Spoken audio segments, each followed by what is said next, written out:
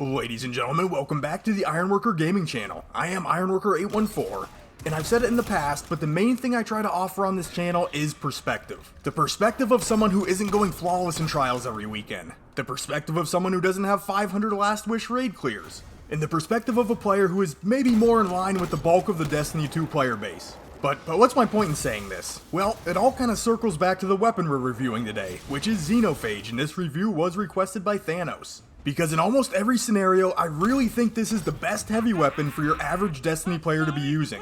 It's a gun that can output some serious damage in a near effortless manner. And the overall uptime of Xenophage is hard to match from any other weapon in the heavy slot. This is a weapon that I feel every player should at least have in their arsenal. If you don't have this weapon yet, there is a multi-step exotic quest to obtain it, based heavily on the moon and linked directly to the Pit of Heresy dungeon. But in this video we're going to be taking a look at what makes Xenophage such a formidable weapon, by analyzing its functionality and capability in all three of Destiny 2's core activities, and figuring out if Xenophage is the damage dealing king from the heavy slot. And if at any point you find this video is worth your time, the like and subscribe button are there for you to show your support. So let's get into the review by first digging into the weapon stats and perks.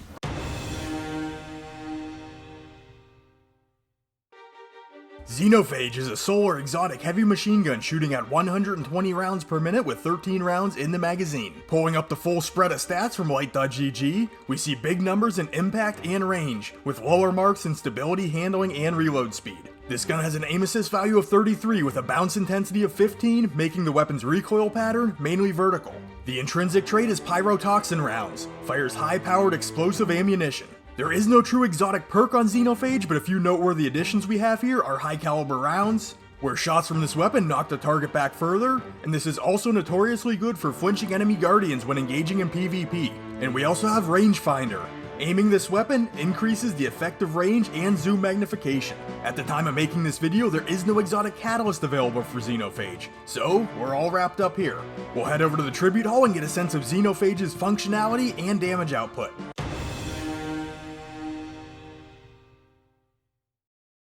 Alright, Xenophage is a machine gun, but it really doesn't perform like your standard machine gun would. You can hold down the trigger and the weapon will fire in full auto, but that's really where the similarities start and stop. Xenophage feels more like a sniper rifle, grenade launcher hybrid type weapon. Xenophage is very solid single shot damage from extended ranges, but the rounds fired from Xenophage are explosive, so a single bullet can damage multiple targets. The blast radius on these rounds does appear to be pretty small, only stretching to about 2 meters, but collateral damage potential is still there. For the physical recoil on Xenophage, it will kick up and jump a good bit when firing in full auto, but due to the slow fire rate, it can be managed pretty easily. The physical range is not something you're going to need to worry about, because I'm all the way back here at 90 meters and we are not seeing any damage fall off. This is probably due to the fact that the entire damage carried from the round is considered explosive payload. And without any heavy ammo or machine gun reserve mods equipped, we can carry 28 rounds in total for this weapon. Since damage numbers in PvE are relative, we're going to compare Xenophage to some other options from the heavy slot. We'll check our damage per shot and time to kill value against this ogre, and then figure out our total damage output for all rounds in reserves and how long it's going to take to expend those reserves. No reserves or reload mods are going to be applied to any of the weapons we're testing. First off, Xenophage is outputting 14,244 points of damage and does not have the ability to land a crit, so this damage is guaranteed on any shot landed. It has the ability to down this ogre in 4.1 seconds, and all rounds will be expended from this gun in 23.6 seconds, with a total maximum damage output potential of 356,100 points of damage. Whisper the Worm will crit for 17,161 points of damage, but only 4,911 points of damage to the body. It can down this ogre in 5.1 seconds and expend all its bullets in 13.5 seconds, provided you keep the white nail perk activated. Here, our total maximum damage output can be 308,898. Sweeper Simulant is going to crit for 37,332 points of damage on a crit, and 30,955 points of damage to the body. It takes Sleeper roughly 8.1 seconds to down our target, and it can expend all bullets and reserves in 18 seconds, with a total maximum damage output here of 335,988. With our Leviathan's Breath, we'll hit for a total of 38,405 points of damage on a crit, and 24,664 points of damage to the body. We're downing this ogre in 7.14 seconds, and expending all our rounds in reserves in 25.87 seconds. Total damage output here is 384,050.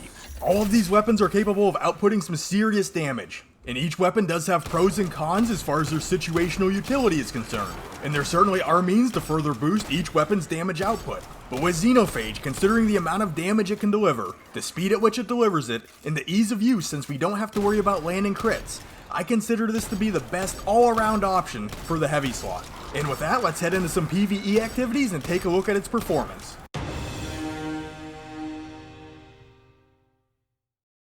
So we've pretty much established that Xenophage is one of the top tier damage dealers. But aside from that, the ability to stockpile 28 rounds at base allows you to use Xenophage much more liberally. You can actually carry up to 32 rounds if you have a machine gun reserves mod equipped, so the need to save and conserve bullets isn't really there. Most targets in the game are going to die to a single shot, and even against your more tanky majors or mini bosses, you're probably not going to expend a whole magazine to drop them. So you should have plenty of rounds to spare most of the time. If you really want to extend the uptime on this gun, you can always equip a heavy ammo finder and a machine gun scavenger, but for practical use, I really never felt like they were necessary.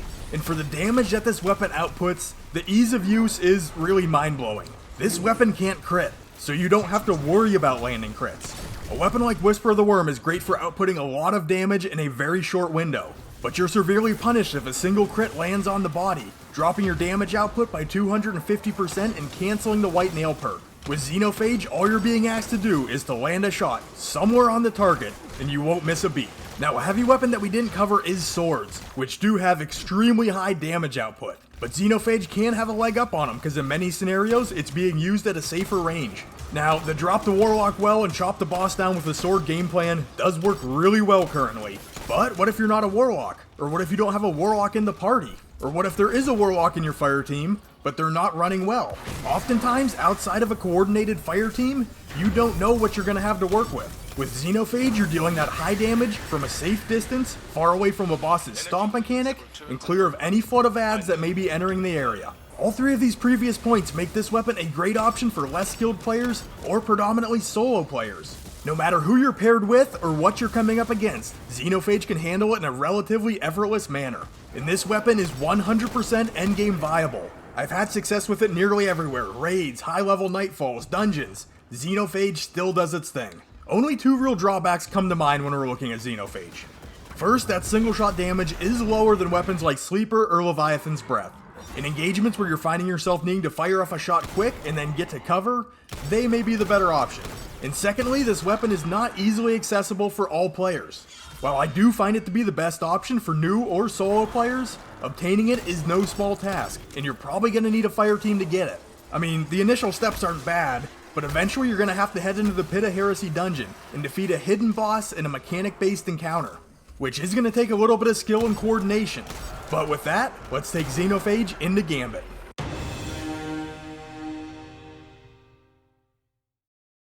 Alright, everything we talked about in the PvE section still applies in Gambit, but there are definitely some more aspects we need to take into account here. Due to the solid ammo reserves and high damage, it can aid you in quickly clearing a side of enemies. This is probably more apparent in Gambit Prime, where big tanky enemies tend to appear more frequently and really slow down progress. Xenophage can clear them out really quickly so you can wipe out the remaining ads and gather motes more efficiently. We are using a weapon with solar elemental damage, which is great for clearing out those Taken Captain blockers at the bank. And really, the Taken Knight blockers are only going to take a few shots themselves. Xenophage is also a great defensive option when your side is being invaded. 2 shots will drop the invader right through their overshield. And on the same side of the coin, Xenophage is also a great invading weapon. You have a weapon that'll score 2-shot kills from anywhere on the map with a relatively large magazine size given its performance. And you never have to worry about lining up a crit. I mean, it really is just an extremely effective invasion weapon that is ridiculously easy to use. And in the boss fight, here again we are seeing a huge benefit with the ability to score high damage from a safe distance. Gambit boss fights can get pretty out of hand, especially when your team's in the lead and you're constantly getting blockers thrown at you from the opposing side when you're trying to damage the boss. It's great to be able to steer clear of that whole mess while still adequately chiseling down the boss from a distance. For some drawbacks, if I had to nitpick, I mean, if there's a crackshot sniper on the enemy team, during the invasion cycle, they can potentially down you before you can down them. And against the void shielded envoys in the boss fight of standard Gambit, maybe a void heavy weapon would be a better option there. But all in all, it's really hard to deny the potency and usability of Xenophage in Gambit.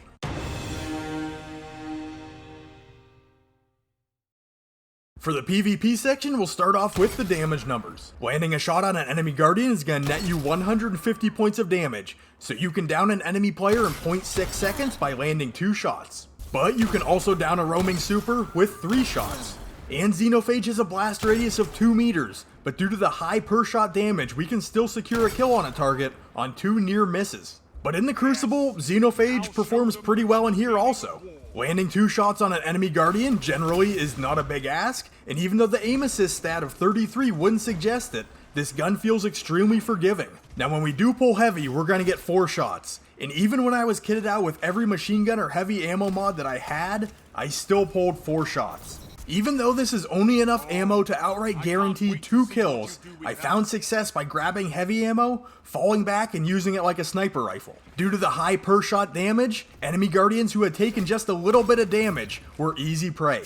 Also, we can down enemy players hiding just around a corner with the splash damage. And the potential to deal with roaming supers from a safe distance is extremely useful. For some drawbacks, Xenophage definitely performs better when you can find some room to operate. It's not the ideal gun for diving on the enemy team. Also, it is a 2-shot kill, unlike many other heavy weapons in the game that are 1-hit kills. And then the question arises, is it really worth spending your exotic slot on this weapon in the Crucible? There are a lot of great primary and special exotic weapons out there that perform really well in PvP. So do you really want to be spending your exotic slot on a heavy weapon that is not an insta-kill? That's a question that you're going to have to answer for yourself. The choice is yours.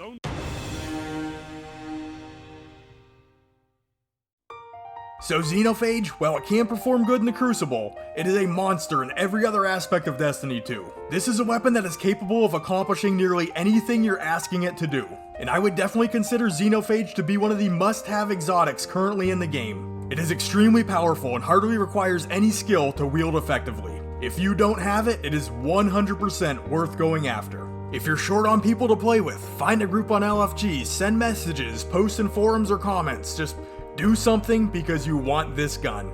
And if you did enjoy this video, please remember to hit the like button and be sure to subscribe to the Ironworker Gaming channel to keep up with the steady stream of Destiny content that I am working hard to crank out. And if you want, go the extra mile and turn on notifications with the bell icon to get a heads up on whenever I post a video. I do occasionally stream on Twitch. You can head over there and look for Ironworker814 if you'd like to catch me live sometime. You could also follow Ironworker814 on Twitter, but I will always get back to you if you simply comment down below. And with all that being said, I'd like to thank you for taking the time out of your day to check out this weapon review. You guys are awesome, and I will catch you on the next one.